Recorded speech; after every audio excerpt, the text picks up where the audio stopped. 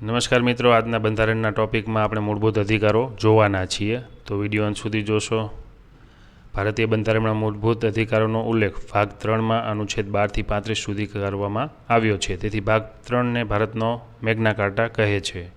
ભારતમાં અધિકારોની માંગ સૌપ્રથમ બંધારણીય અધિનિયમ 1895ના માધ્યમથી કરવામાં આવી હતી. ત્યારબાદ મોતીલાલ નહેરુ દ્વારા 1925 અને 1928માં રજૂ કરેલ રિપોર્ટમાં ભારતીયો માટે મૌલિક અધિકારોની માંગ કરવામાં આવી હતી. કરાચી અધિવેશન 1931માં સરદાર પટેલના અધ્યક્ષતાવાળી બેઠકમાં કોંગ્રેસે પોતાના અહેવાલમાં મૂળભૂત અધિકારોની માંગ કરેલી હતી, જેનું સ્વરૂપ જવાહરલાલ નહેરુ દ્વારા તૈયાર કરાયું હતું. સર તેજ બહાદુર સપ્રુ દ્વારા 1945માં પોતાના અહેવાલમાં ભારતીય બંધારણમાં મૂળભૂત હકોને સમાવેશ કરવા માંગણી કરવામાં આવી હતી. મૂળ બંધારણમાં કુલ 7 મૂળભૂત અધિકારોનો સમાવેશ કરવામાં આવ્યો હતો, પરંતુ સંપત્તિના અધિકારને 44માં બંધારણીય સુધારા દ્વારા મૂળભૂત અધિકારોની યાદીમાંથી હટાવી કાયદાકીય અધિકારમાં ફેરવી દેવામાં આવ્યો હતો. મૂળભૂત અધિકારોના હનન માટે હાઈકોર્ટમાં અનુચ્છેદ 226 અને સુપ્રીમ કોર્ટમાં અનુચ્છેદ 32 અંતર્ગત રીટ કરી શકાય છે. હવે મૂળભૂત અધિકારો જોઈએ તો પહેલો છે સમાનતાનો અધિકાર, જે અનુચ્છેદ 14થી 18માં આવે છે. સ્વતંત્રતાનો અધિકાર અનુચ્છેદ 19થી 22 સુધી. શોષણ વિરુદ્ધ અધિકાર અનુચ્છેદ 23થી 24. ધાર્મિક સ્વતંત્રતાનો અધિકાર અનુચ્છેદ 25થી 28. સંસ્કૃતિ અને શિક્ષણ અધિકાર અનુચ્છેદ 29-30 અને બંધારણીય ઇલાજનો અધિકાર અનુચ્છેદ 32માં આવે છે. તો આ તમામ બાબતો આપણે જોઈશું, તો વિડીયો અંત સુધી જોશો. સૌપ્રથમ અનુચ્છેદ 12, જેમાં રાજ્યની વ્યાખ્યા કરેલી છે. મૂળભૂત અધિકારો સાથે સંકળાયેલા અનુચ્છેદોમાં વારંવાર રાજ્યનો ઉલ્લેખ આવે છે. આ રાજ્યમાં કોનો સમાવેશ થાય છે તેનો ઉલ્લેખ આ અનુચ્છેદમાં કરવામાં આવ્યો છે. એટલે કે આ તમામ અધિકારો સાથે સંકળાયેલા બાબતોમાં રાજ્ય શબ્દો ઘણી વખત આવે છે. તો આ રાજ્યમાં કયા બાબતોનો અને કોનો સમાવેશ થાય છે તે આ અનુચ્છેદમાં આપેલું છે. તો જોઈએ તો આ અનુચ્છેદ મુજબ રાજ્યમાં ભારત સરકાર અને સંસદ, દરેક રાજ્યની વિધાનમંડળ, કેન્દ્રીય કેબિનેટ, બધી સ્થાનિક સંસ્થાઓ જેવી કે નગરપાલિકા, પંચાયત વગેરે, અન્ય બંધારણીય કે બિનબંધારણીય સંસ્થાઓ જેવી કે LIC, ONGC વગેરેનો સમાવેશ થાય છે. અનુચ્છેદ 13, મૂળભૂત અધિકારો સાથે અસંગત કાયદાઓ અંગેની જોગવાઈઓ. આમાં મૂળભૂત અધિકારોને સાથે અસંગત એટલે કે મૂળભૂત અધિકારોની વિરુદ્ધ કે તેમાં ઘટાડો કરતો કાયદાને રદ કરવાની જોગવાઈઓ આપેલી છે. આ અનુચ્છેદથી ન્યાયાલયોને ન્યાયિક પુનઃ અવલોકનની શક્તિ પ્રદાન કરે છે, એટલે કે જ્યુડિશિયલ રિવ્યૂ. આ અનુચ્છેદ મૂળભૂત અધિકારોનો આધારસ્તંભ છે. કોઈ કાયદો ગેરબંધારણીય છે કે નહીં તેનો નિર્ણય ન્યાયાલય કરશે. જો કોઈ કાયદો મૂળભૂત અધિકારોથી અસંગત હોય તો તેને ગેરબંધારણીય જાહેર કરવાની સત્તા સુપ્રીમ કોર્ટ અને હાઈકોર્ટને આપેલી છે. સુપ્રીમ કોર્ટ અનુચ્છેદ 32 મુજબ અને હાઈકોર્ટ અનુચ્છેદ 226 મુજબ આવા કાયદાઓને ગેરબંધારણીય જાહેર કરવાની શક્તિ આપે છે. ન્યાયિક પુનઃઅવલોકનનો સિદ્ધાંત અમેરિકાના બંધારણમાંથી લેવામાં આવ્યો છે. હવે સમાનતાનો અધિકાર જોઈએ. સૌપ્રથમ તો અનુચ્છેદ 14 મુજબ શું છે, તો કે કાયદા સમક્ષ સમાનતા અને કાયદાનું સમાન રક્ષક. તો ભારતના દરેક નાગરિકને કાયદા સમક્ષ સમાનતા અને કાયદાનું સમાન રક્ષણ આપવામાં આવ્યું છે. કાયદા સમક્ષ સમાનતા એટલે શું, તો કે કાયદાની સામે દરેક વ્યક્તિ સમાન છે. તે નાનો વ્યક્તિ હોય કે મોટો વ્યક્તિ હોય, અમીર હોય કે ગરીબ હોય, દરેકને કાયદા સમક્ષ સમાનતા આપવામાં આવશે. તો આ કાયદા સમક્ષ સમાનતા બ્રિટનના બંધારણમાંથી લેવામાં આવ્યો છે, જેમાં કાયદો જ સર્વોપરી છે. તો બીજી બાબત જોઈએ, કાયદાનું સમાન રક્ષણ. તો કાયદાનું સમાન રક્ષણ એટલે શું, તો કે કોઈ પણ સમાન પરિસ્થિતિમાં મુકાયેલ વ્યક્તિ હોય, એટલે કે ધારો કે ચોરી હોય તો ચોરી કરનાર તે ગરીબ હોય કે ગમે તેવો અમીર હોય, તો બધાના માટે એક જ સમાન કાયદો અને તેની સામે સમાન કાર્યવાહી કરવામાં આવશે. કાયદાનું સમાન રક્ષણ અમેરિકાના બંધારણમાંથી લેવામાં આવ્યું છે, જેમાં પ્રજા અને પરિસ્થિતિ સર્વોપરી છે. આમાં અપવાદ રાષ્ટ્રપતિ, રાજ્યપાલ અને રાજદૂતો આવે છે. અનુચ્છેદ 15, ધર્મ, જાતિ, જ્ઞાતિ, લિંગ, જન્મ સ્થાનના આધારે ભેદભાવ પર પ્રતિબંધ. આ અનુચ્છેદ મુજબ રાજ્ય ધર્મ, જાતિ, જ્ઞાતિ, લિંગ, જન્મના સ્થાનના આધારે ભેદભાવ કરી શકશે નહીં.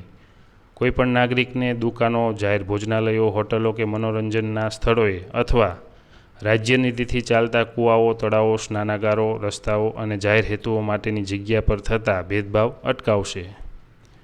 આના અપવાદ જોઈએ તો કોઈ જોગવાઈઓ રાજ્યને સ્ત્રીઓ અને નાના બાળકો માટે ખાસ જોગવાઈ કરતાં અટકાવશે નહીં. એટલે કે રાજ્ય સ્ત્રીઓ અને બાળકો માટે તેમના વિકાસ માટે ખાસ જોગવાઈ કરી શકશે. SC, ST, OBC વર્ગોની ઉન્નતિ માટે ખાસ જોગવાઈ કરી શકશે. અનુચ્છેદ 30/1 ઉલ્લેખિત લઘુમતી શૈક્ષણિક સંસ્થાઓ સિવાય કોઈપણ સંસ્થામાં પ્રવેશ સંબંધિત જોગવાઈઓ. હવે અનુચ્છેદ 16 જોઈએ તો તેમાં શું આપેલું છે? જાહેર રોજગારીમાં સમાન તક.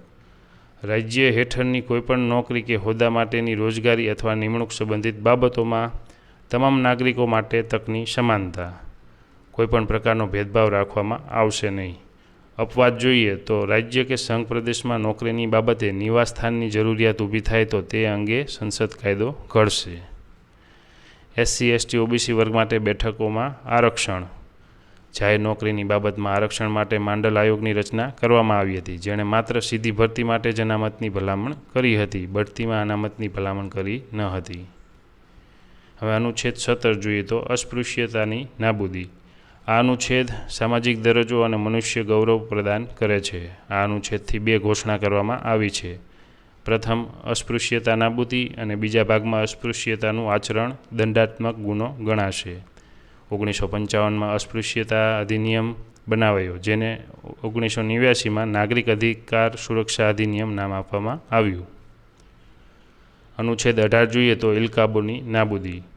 આ અનુચ્છેદ અંતર્ગત પ્રાચીન સમયમાં આપવામાં આવતા વંશાનુગત પદ જેવા કે મહારાજ, રાયબહાદુર, રાજબહાદુર, રાયદિવાન વગેરેને પ્રતિબંધ કરવામાં આવ્યો હતો. રાજ્ય, સૈન્ય અને શિક્ષણ સિવાયના અન્ય ક્ષેત્રોમાં ઇલકાબો કે ઉપાધિ આપી શકશે નહીં. કોઈ વિદેશી રાજ્યમાં કોઈ પદ કે ઉપાધિ ધારણ કરતાં પહેલાં રાષ્ટ્રપતિની મંજૂરી જરૂરી છે. કોઈ મહાનુભાવો જે પદ્મશ્રી, પદ્મભૂષણ કે પદ્મવિભૂષણ મેળવ્યા છે તેઓએ પોતાની નામની આગળ પ્રત્યય કે ઉપસર્ગ લગાવી શકશે નહીં. જો આવા વિશેષણો લગાવે તો તેમની પદવી પરત લઈ લેવામાં આવે છે. હવે અનુચ્છેદ 19 જોઈએ તો વાણી અને અભિવ્યક્તિની સ્વતંત્રતા, જેમાં અનુચ્છેદ 19/A વાણી અને અભિવ્યક્તિની સ્વતંત્રતા આપેલી છે. આ અનુચ્છેદ અંતર્ગત કોઈપણ વ્યક્તિને પોતાના અને અન્યના વિચારોને પ્રચાર કરવાનો હક છે. વાણિજ્યક જાહેરાતનો પ્રચાર કરવાનો હક છે. ટેલિફોનની વાતચીત રેકોર્ડ કરવું કે રાજનીતિક દળ કે સંસ્થા દ્વારા બંધ બોલાવવું. શાંત રહેવાનો અધિકાર, પ્રદર્શન કરવાનો હક, પરંતુ હડતાળ કરવાનો હક નહીં. આ બધા બાબતો અનુચ્છેદ 19(1)A અંતર્ગત આવે છે. હવે અનુચ્છેદ 19(1)B અંતર્ગત જોઈએ તો શાંતિપૂર્વક અને શસ્ત્રો વિના એકઠા થવાનું સ્વાતંત્ર્ય આપવામાં આવ્યું છે. ત્યાર પછી અનુચ્છેદ 1C, જેમાં સંગઠનો, સંઘો, સહકારી મંડળીઓ રચવાની સ્વતંત્રતા આપવામાં આવી છે. અનુચ્છેદ 19(A)D મુજબ જોઈએ તો ભારતના ગમે તે પ્રદેશમાં મુક્તપણે ફરવાનું સ્વાતંત્ર્ય આપવામાં આવ્યું છે. અનુચ્છેદ 19(A)E મુજબ જોઈએ તો ભારતના ગમે તે પ્રદેશમાં વસવાટ કરવાનું અથવા સ્થાયી થવાનું સ્વતંત્રતા પ્રાપ્ત થયેલું છે. અનુચ્છેદ 19(1)F જોઈએ તો મિલકતનો અધિકાર છે, જે 44માં બંધારણીય સુધારા 1978 દ્વારા રદ કરવામાં આવ્યો છે. અનુચ્છેદ 19(1)G મુજબ જોઈએ તો કોઈપણ વ્યવસાય અથવા કામકાજ, વેપાર અથવા ધંધો કરવાનું સ્વતંત્રતા આપવામાં આવ્યું છે. રાષ્ટ્રીય કટોકટી વખતે અનુચ્છેદ 19(1)ની સ્વતંત્રતા આપોઆપ મુલતવી થઈ જાય છે. હવે અનુચ્છેદ 20 જોઈએ તો ગુનાઓ માટે દોષસિદ્ધિ સંબંધમાં રક્ષણ. તો આ અનુચ્છેદ અંતર્ગત કોઈ દોષિત વ્યક્તિને તેના વિરુદ્ધ વધારાના દંડથી રક્ષણ મેળવવાનો અધિકાર રહેલો છે. એટલે કે કોઈ દોષિતને જે દંડ કર્યો હોય તે દંડ પૂરતી સજા મળે છે, વધારાની સજા તેને મળતી નથી. અનુચ્છેદ 20માં અપરાધ સામે દોષમુક્ત સાબિત કરવાનો અધિકાર આપવામાં આવ્યો છે. આમાં 3 બાબતો અગત્યની છે. પહેલું જોઈએ તો અગાઉના કાયદા સામે રક્ષણ, એટલે કે જ્યારે પણ ગુનો થયો હોય ત્યારે તે સમયે જે કાયદો અસ્તિત્વમાં હોય તે કાયદા મુજબ તેને સજાની જોગવાઈ કરેલી છે. ત્યારબાદ કોઈ નવો કાયદો આવે તો એ કાયદો તેના ઉપર લાગુ પડતો નથી. ત્યાર પછી બીજું જોઈએ તો બેવડી સજા સામેના પ્રતિબંધ, એટલે કે કોઈપણ વ્યક્તિને એક જ ગુના માટે એકથી વધુ વખત કેસ કાર્યવાહી કરી શકાય કે સજા આપી શકાય નહીં. ત્રીજું છે ગુનાની ફરજિયાત કબૂલાત અને સજા સામે રક્ષણ. આમાં શું છે, કોઈ ગુના માટે સંબંધિત વ્યક્તિને પોતાની વિરુદ્ધ એટલે પોતાને જ સાક્ષી સ્વરૂપે રજૂ કરી શકાતા નથી. હવે અનુચ્છેદ 21 જોઈએ તો જીવન અને શારીરિક સ્વતંત્રતાનું રક્ષણ. આ અનુચ્છેદથી તમામ નાગરિકોને શાંત, આરામદાયક અને પ્રદૂષણ મુક્ત જીવન જીવવાનો અધિકાર આપવામાં આવ્યો છે. અનુચ્છેદ 359 અંતર્ગત રાષ્ટ્રીય કટોકટી દરમિયાન અનુચ્છેદ 20 અને 21ના અધિકારો સમાપ્ત થતા નથી. અનુચ્છેદ 21A અંતર્ગત શિક્ષણનો અધિકારને 2002માં 86માં બંધારણીય સુધારા દ્વારા આ અનુચ્છેદ દાખલ કરવામાં આવ્યો છે. અનુચ્છેદ 21A અંતર્ગત રાજ્ય દ્વારા 6 થી 14 વર્ષના બાળકોને મફત અને ફરજિયાત શિક્ષણ આપવાની વ્યવસ્થા કરેલી છે. અનુચ્છેદ 22 જોઈએ તો કેટલાક પ્રસંગોમાં ગેરકાયદેસર ધરપકડ કે અટકાયત સામે રક્ષણ આપવામાં આવે છે. એમાં પહેલું જોઈએ તો કે ધરપકડ કરાયેલી વ્યક્તિ તો ધરપકડના કારણોની શક્ય તેટલી ઝડપથી જાણ કર્યા વગર કસ્ટડીમાં રાખી શકાશે નહીં. તેની પસંદગીના વકીલની સલાહ લેવાનો હક છે. વકીલ મારફત પોતાનો બચાવ કરવાનો હક છે. પછી બીજી બાબત જોઈએ તો કે ધરપકડ કરાયેલ અને કસ્ટડીમાં રખાયેલ વ્યક્તિને ધરપકડના સ્થળેથી મેજિસ્ટ્રેટની અદાલત સુધીના મુસાફરીનો સમય બાદ કરવાનો રહેશે. ધરપકડથી 24 કલાકમાં સૌથી નજીકના મેજિસ્ટ્રેટ સમક્ષ રજૂ કરવાનો રહેશે. આવી વ્યક્તિને સદરહુ મુદત વીત્યા બાદ મેજિસ્ટ્રેટની પરવાનગી વગર કસ્ટડીમાં રાખી શકાશે નહીં. કોઈપણ કાયદો 3 મહિનાથી વધારે સમય અટકાયતની સત્તા આપશે નહીં. શોષણ સામે અધિકાર અનુચ્છેદ 23 અને 24. સૌપ્રથમ અનુચ્છેદ 23. મનુષ્ય વેપાર, વેઠ અને બળજબરીથી કરાવાતી કોઈપણ પ્રકારની મજૂરી પ્રતિબંધ છે અને આ જોગવાઈનો ભંગ શિક્ષાપાત્ર બનશે. જાહેર હેતુ માટે ફરજિયાત સેવા ઉક્ત કાયદાથી મુક્ત રહેશે. ઉદાહરણ તરીકે સરકારી કર્મચારીઓમાં ઓવરટાઈમ કે રજાના દિવસે આવવું તે કોઈ વેઠ કે બળજબરીથી કાર્ય ગણાશે નહીં. આ સંબંધમાં વેઠ પ્રથા મજૂરી વ્યવસ્થા અધિનિયમ 1976, લઘુત્તમ મજૂરી અધિનિયમ 1948, કરાર શ્રમિક અધિનિયમ 1970 જેવા કાયદાઓ બનાવાયા છે. અનુચ્છેદ 24 જોઈએ તો 14 વર્ષ કે તેથી નીચેના બાળકોને કોઈ કારખાના કે ખાણમાં કામે રોકી શકાશે નહીં તેમજ અન્ય બીજા કોઈ જોખમવાળા કામમાં રોકી શકાશે નહીં. આ જ પ્રકારની જોગવાઈ અનુચ્છેદ 39E અને 39Fમાં કરેલી છે. 2006માં સરકારે બાળકોને ઘરમાં નોકર તરીકે કામ કરાવવું અથવા વ્યવસાયિક સ્થળે કામ પર રાખવા પ્રતિબંધ મૂક્યો છે.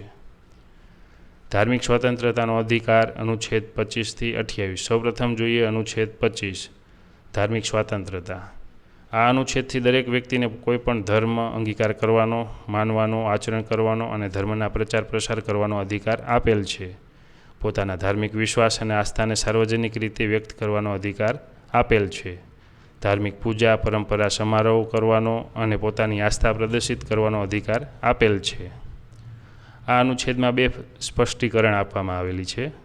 પહેલું, શીખ ધર્મની માન્યતા મુજબ શીખો કિરપાણ ધારણ કરી શકશે અને તે સાથે લઈને ફરી પણ શકશે. હિન્દુ ધર્મમાં શીખ, જૈન અને બૌદ્ધ ધર્મનો સમાવેશ કરવામાં આવ્યો છે. અનુચ્છેદ 26 ધાર્મિક બાબતોના વહીવટ સંદર્ભે અધિકારો આપવામાં આવ્યા છે. અનુચ્છેદ 27માં ચોક્કસ ધર્મની અભિવૃદ્ધિ માટે ખર્ચ ચૂકવણાની સ્વતંત્રતા આપવામાં આવ્યું છે. અનુચ્છેદ 28 મુજબ અમુક શિક્ષણ સંસ્થાઓમાં ધાર્મિક શિક્ષણ અને ધાર્મિક ઉપાસનામાં હાજર રહેવા અંગે સ્વતંત્રતા આપવામાં આવી છે. એટલે સૌપ્રથમ આપણે અનુચ્છેદ જે 26 જોયો તેમાં શું આવશે કે કોઈ ધાર્મિક કાર્ય હોય કે પૂજાપાઠ હોય તેના માટે સંસ્થાઓની સ્થાપના કે પોષણનો અધિકાર આપેલો છે. પોતાના ધર્મને સંબંધિત કાર્યોની વ્યવસ્થા કરવાનો પણ અધિકારનો સમાવેશ થાય છે. અનુચ્છેદ 26 અંતર્ગત જ જંગમ કે કોઈ સ્થાવર સંપત્તિનું એકત્રીકરણ અને રક્ષણ કરવાનો પણ અધિકાર તે ધરાવે છે.